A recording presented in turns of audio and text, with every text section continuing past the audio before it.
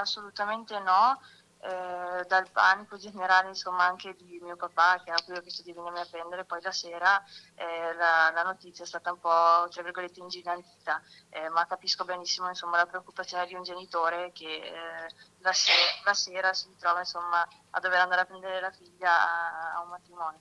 È Alessia Toffoli, nota cantante di Vittorio Veneto, a parlare direttamente dal pronto soccorso dove si trova in questo momento per accertamenti, dopo l'episodio che l'ha vista protagonista ieri sera durante una festa di matrimonio a Gorgo al Monticano, dove insieme a dei colleghi musicisti si stava esibendo.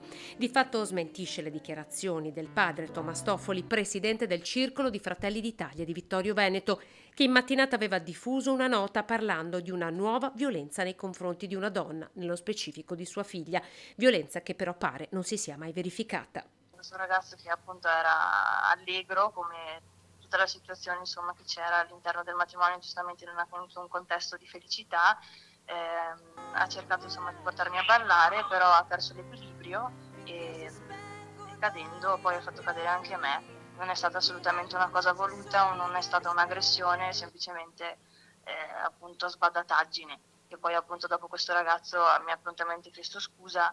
Insomma, un tentativo maldestro di farla ballare. Alessia, nonostante il dolore, poi ha continuato ad esibirsi. Sono andata comunque a cercare insomma di mettere un po' di ghiaccio sulla parte interessata. La villa, assolutamente tutto il personale, anche gli sposi, tutti gli invitati sono subito preoccupati e premurati di portarmi del ghiaccio, di preoccuparsi insomma con me stessi, ma io non volevo dare nell'occhio, poi ho continuato comunque a rimanere lì. Questa mattina è tornata al pronto soccorso per accertamenti, da cui è stata raggiunta dalla nostra telefonata.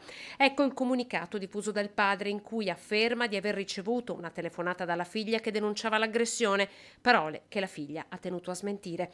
Roberto Guidolin, leader della band, citato nel comunicato stampa, ha a sua volta pubblicato una videotestimonianza. Ero anch'io alla festa ieri sera a Villa Revedin e ribadisco quanto detto da Alessia Toffoli perché l'ho visto con i miei occhi. Alessia e questa persona che l'ha strattonata presa per un braccio sono caduti rovinosamente a terra in seguito a momenti di ballo, di euforia e pertanto non è stata un'aggressione. Ribadisco, non è successo nulla che si possa definire come aggressione ieri sera.